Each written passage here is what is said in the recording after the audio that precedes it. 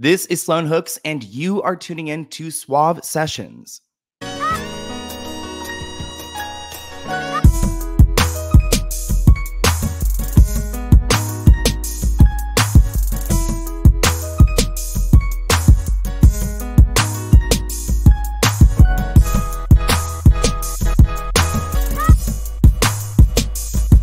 All right, Sloan. Well, welcome to SUAVV Sessions. It's a pleasure to talk to somebody else who basically has a lot of commentary about pop culture.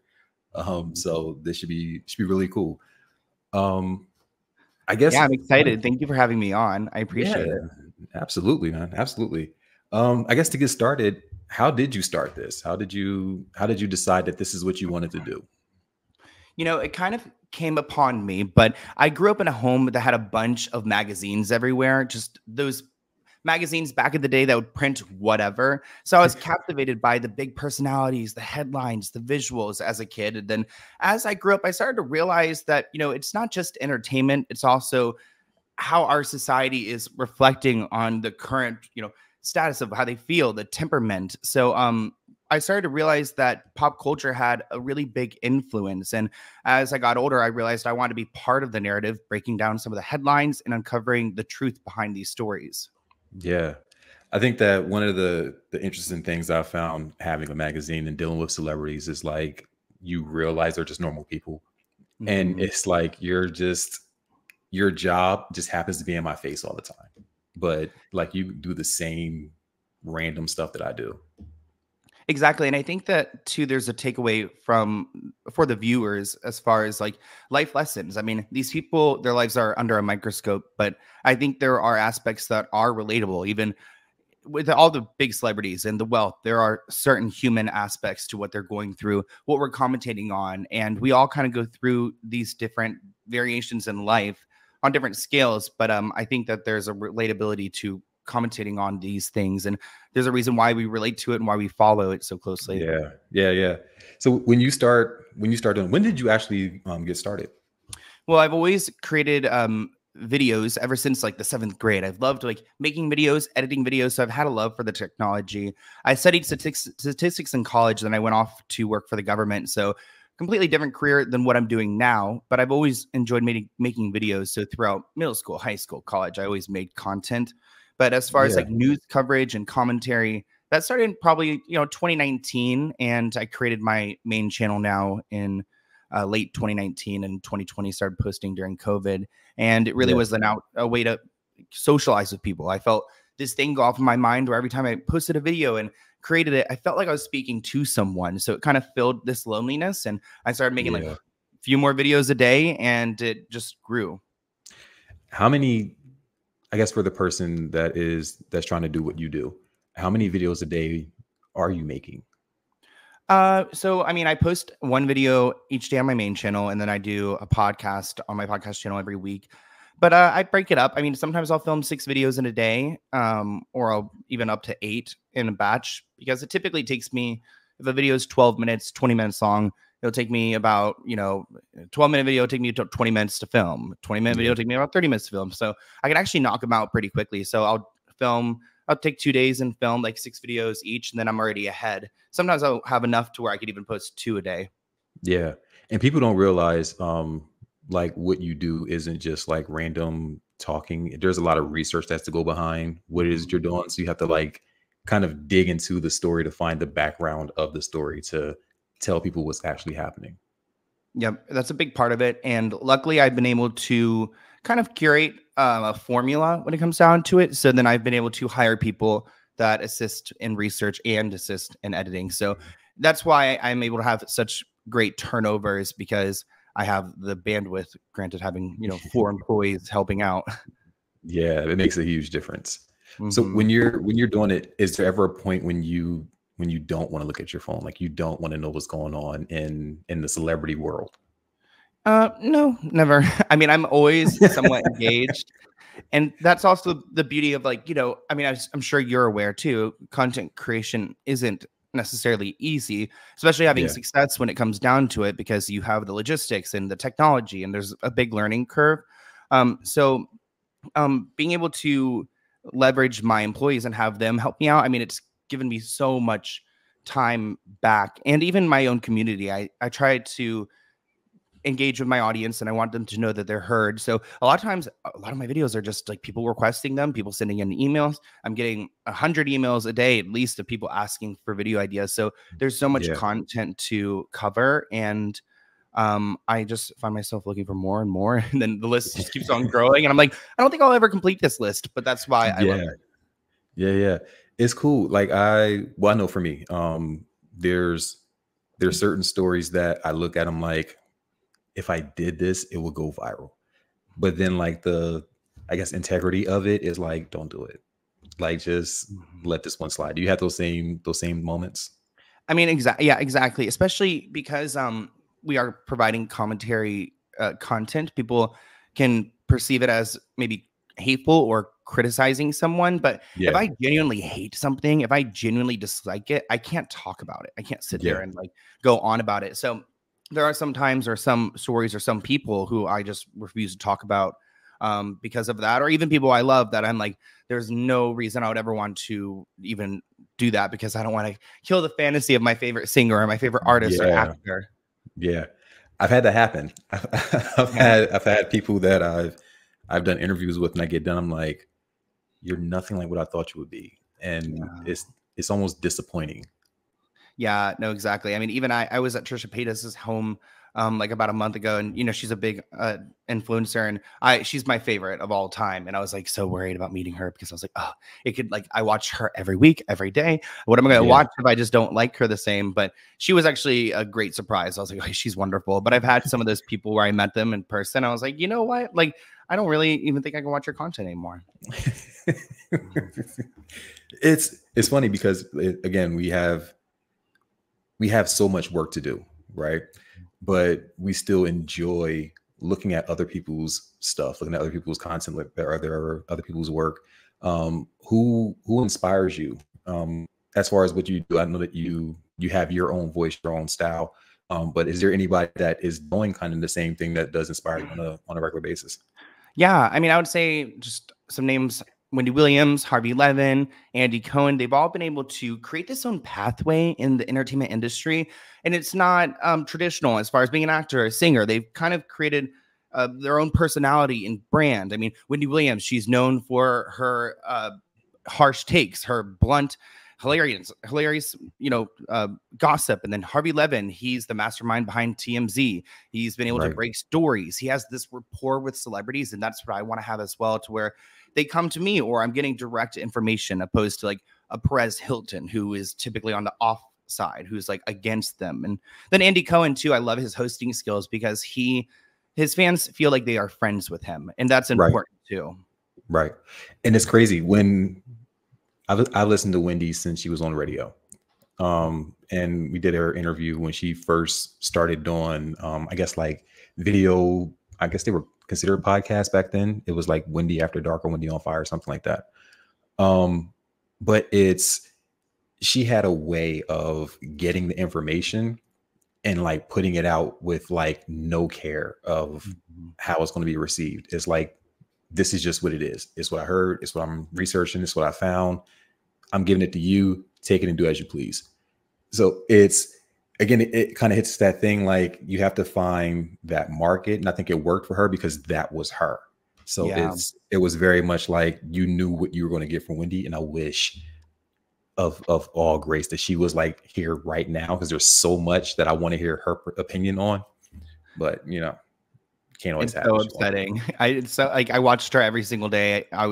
She got me through college. I feel like I relate to her in that way too, in the sense that like people talk about like, oh, are you scared to get canceled? Are you scared to do this? And I just know who I am and the integrity I have. And you know, I'm not a hateful person. I'm not like nasty person. I think even Wendy, she can express like disdain for something or be hypercritical without being hateful. And she can be blunt and say what everyone's thinking. And it doesn't make her, you know, it's not necessarily a negative force. It's something that's actually refreshing. And that's something I try to bring to my channel as well. Just kind of like the say it how it is. Yeah. Yeah. Who's somebody that has followed you, and when you saw them following you, it just shocked you, like shocks the hell out of you that person is following your account? Well, I think sometimes when we make videos about people, we don't ever assume that they would actually see them. So when I saw like Paris Hilton followed me after I posted a video talking about her experience in the troubled teen industry, that was really validating because it was nice because you know, my channel has a variety of content, but in that aspect, it was supportive and, you know, bringing up survivor awareness and things like that. So it was nice that she got to see that video and especially the message that she had put out. And same with people like Julia Fox. I always advocated for her throughout the Kanye coverage. And she's also someone I know that just enjoys the tea, the gossip and all of that. So seeing her follow me too as well, it's nice because you never know who's watching your videos. Like there's a singer named Slater who's more of like a kind of a niche pop artist. And I thought she did not like me, but because I saw her at this party and just the entire time pointing at me and like kind of I could tell, but she ended up coming up to me and was like, look at my YouTube history. I've watched every one of your videos, and it just shows that you really don't know who's consuming your content. Yeah, seriously. Like I think my most shocking one is I found out Barack Obama was following my account on Twitter. And I was like, holy shit. Like now I have to watch what I say because I'm like if you're seeing this stuff, then I really can't kind of go off the hinge too much. But it's followed you. That would be so tragic. It would be horrible. I'd probably like cry in the corner or something and be like, what did I do? But more than likely I would know exactly what happened. Yeah. When you look at your future, and because you're budding in your career right now, when you're looking at your future, what is it that you want to come from this? I know you want to do more than content. Yeah, I'm still in my 20s and I feel like I'm in a good place as far as like my YouTube career. Obviously, I'd like to graduate mainstream one day with a show of some sort, but in the near future, I'm working on producing documentaries and kind of refining what I do on YouTube on a bigger scale, especially when I look back on the Free Britney movement and seeing, you know, I helped the New York Times put together their documentary framing Britney Spears. Looking at the Dan Schneider Nickelodeon situation, I helped Quiet on Set back in August 2022 gather all their information. And I'm starting to realize that if I get a cease and desist for covering a story, maybe I should make it a documentary, because every time I get a cease and desist, it's a documentary. Like recently, they put a TikTok cult dance Netflix documentary thing on. Yeah, I got a cease and desist from them like 2.5 years ago, covering it on my channel. So I'm starting to realize that there's some weight in like doing this investigative work, garnering hundreds of thousands of views. And now I want to take my work and take some of these stories and niche stories and pitch them to bigger platforms so that I could get a farther reach, but also a different way of expressing myself as a creator, maybe not on the camera, but behind the camera and the visuals. And I feel like there's more to explore in that way. Yeah. So when you're doing like the Dan Schneider stories and the Britney Spears stories, again, it goes back to like the research and putting the information and the facts out there. How challenging was it to put those stories in particular together and kind of present them in the way that people are going to receive it correctly? Yeah, you know, I love the Free Britney movement because I feel like it kind of intersects like celebrity, mental health, and the legal process. And I was so fascinated with it early on. And I think that my audience could tell how much I genuinely cared about the story. So, I mean, a funny story with that is actually Britney's former manager, Sam Lufty, one day sent me $100 on PayPal with his phone number and was like, hey, call me. So then for months, when they called this a conspiracy theory, this entire Free Britney movement, he was giving me tips and showing me old emails, and I was putting them out on my YouTube channel. And then I get a cease and desist from TriStar Sports and Entertainment, the firm that was representing her. And I just started to gather information that way by putting out these documents that no one had ever seen, that this firm's like, where did you get this from? And that's what's really cool about this job, is that information comes from anywhere. It could be an Instagram DM, it could be an email. And that's why I do look up to Harvey Levin, in the sense that he builds that rapport with people, and he is able to get like a lot of stories just out there. And even though TMZ has its, you know, its weak moments, it's also just completely different than anything beyond its time. Yeah, I learned to, because I think before Michael Jackson passed away, I think TMZ felt like it was more like a gossip kind of show. And in that moment, it was like, okay, you're really news now. Like, you got real content, and nobody believed that it was true until you started actually getting the facts out there, and it's like, okay, yeah, he did pass away, and TMZ is the one that told you what was going on. Yeah. Like it's an amazing job being in journalism and having that access, and people send you things and you're like, this is amazing. This I probably should stay away from. But you know that like it's probably something that is juicy, but the risk is too high. Yeah, and I feel like I never want to hurt people too. There are certain things that go too far, and you know, I think that there is a beauty to highlighting how manufactured some media and stories can be. That's what I try to do on my channel. But there's also the, you know, the human aspect of like, I also like to live my private life, and there are some things that are just a little too touchy to even bring to social media. So realizing people are like, these celebrities are also humans is like a very real experience that I wish that, you know, a lot more people on social media would take that into account. Absolutely. I think that is the thing about what we're doing. I try to make sure that I keep that human voice in celebrity as much as possible. Just to let people see that like they're just people.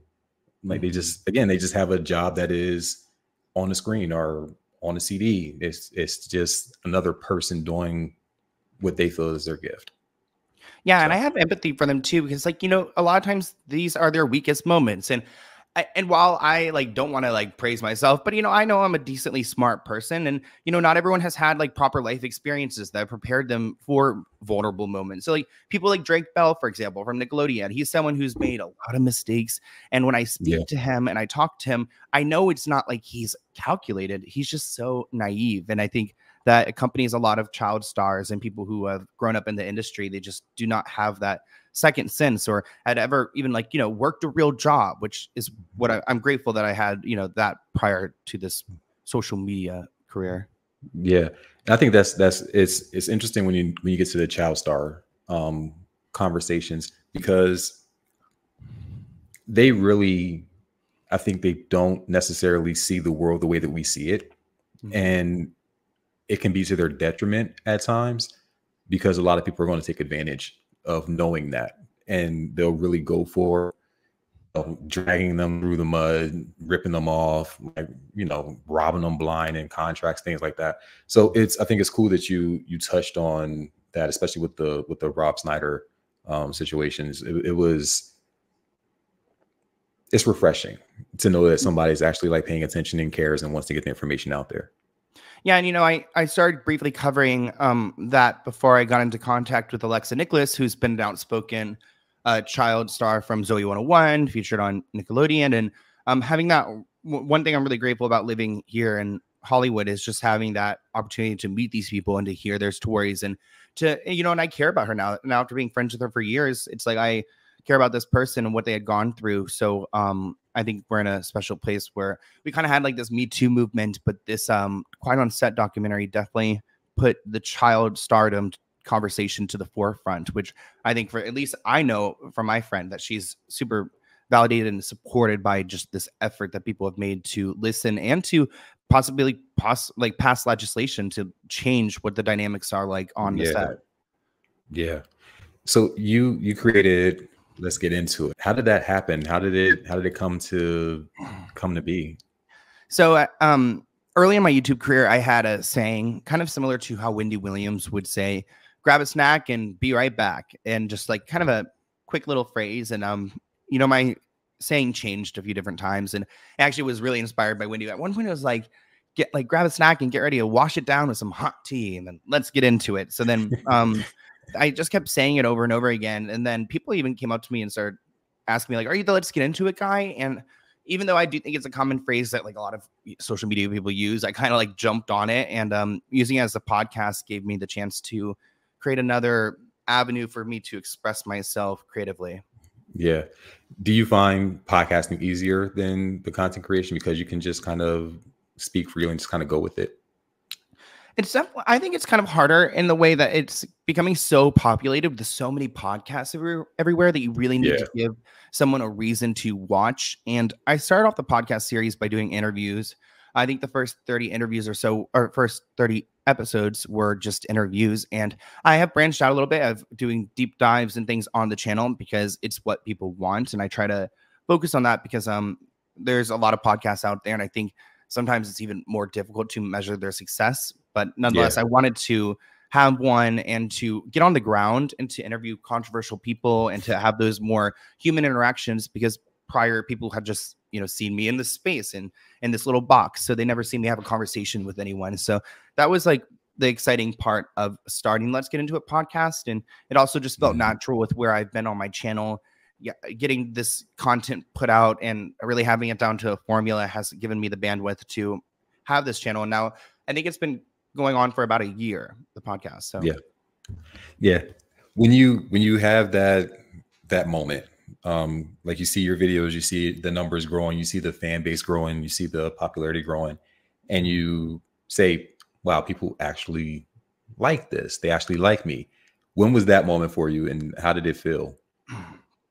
It definitely changed more. I feel like the numbers I've always been kind of numb to.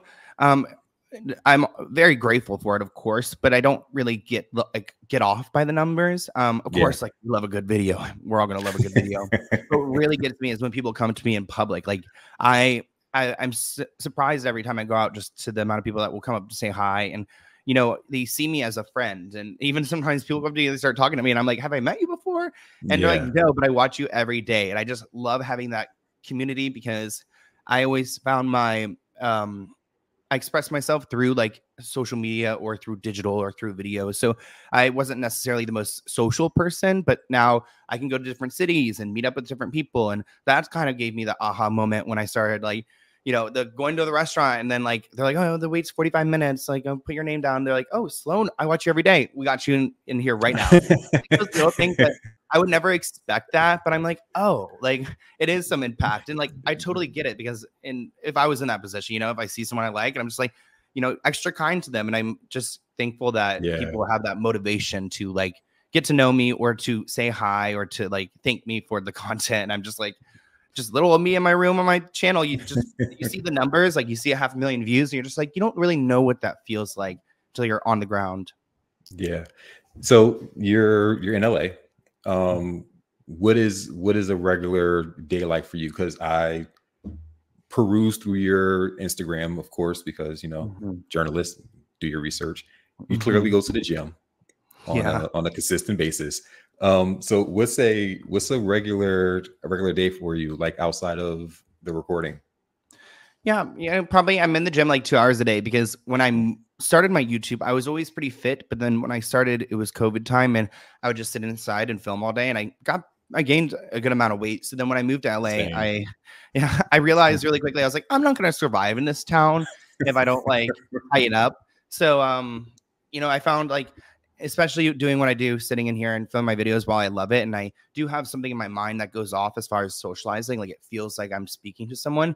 It can be lonely sometimes. And so the gym, especially like my trainer and the guys at the gym, the bros I have there, I just feel like it's my social hour. So a normal day, I'm usually there for about 2 hours, because it's not only like my social time, but then also working out. So then that feels productive. And then I typically film at least every day, like 2 videos or so, just because it makes me feel good. And then I love having no routine. That's my favorite part of like just the life I have, is like, oh, do I have an event tonight, or am I doing nothing? Like last night I was at a magazine party. Tonight I'm going to be laying in bed, watching Netflix, not talking to anyone.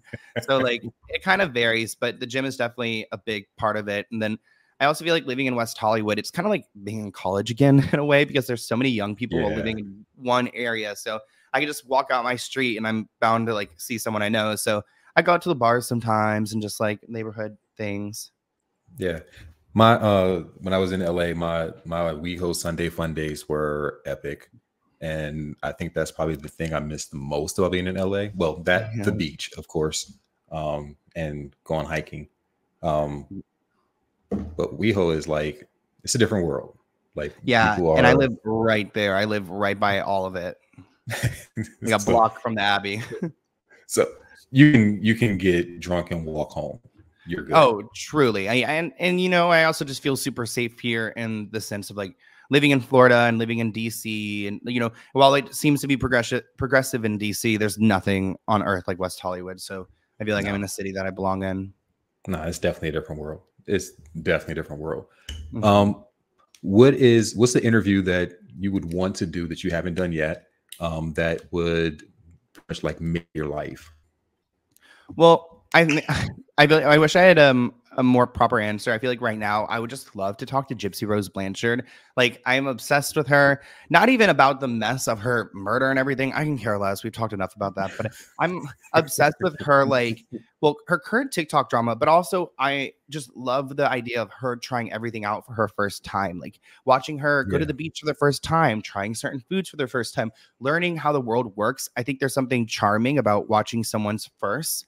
And we've got yeah, this rare situation where a prisoner comes out, their social media is everywhere.